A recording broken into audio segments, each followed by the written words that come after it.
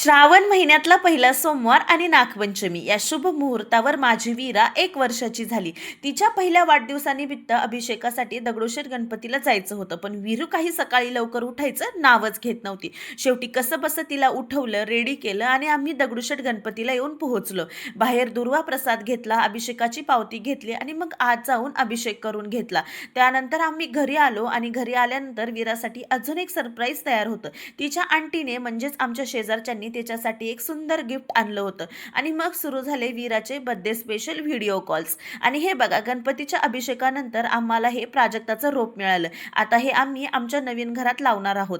त्यानंतर आम्ही दोघांनी वीराचं औक्षण करून घेतलं. मग मी साबुदाणा खिचडी बनवली, अहोंनी नाश्ता केला आणि ते ऑफिसला निघून गेले. आणि हे बघा, वीरासाठी तिच्या डॅडानी आणलेलं हे बर्थडे गिफ्ट. संध्याकाळी वीराचे काका काकी आले होते, त्यामुळे तिच्या बर्थडे सेलिब्रेशनसाठी आम्ही सगळे हॉटेलमध्ये गेलो. तिथे केक कट केला, सगळ्यांसोबत छान वेळ घालवला, जेवण केलं आणि सगळ्यांना बाय करून आम्ही घरी आलो. घरी आल्यानंतर काका काकींनी दिलेलं गिफ्ट ओपन केलं. या दिवसाचा फुल व्हिडिओ आपल्या यूट्यूब चॅनलवर अपलोड केलेला आहे, नक्की बघा. बाय.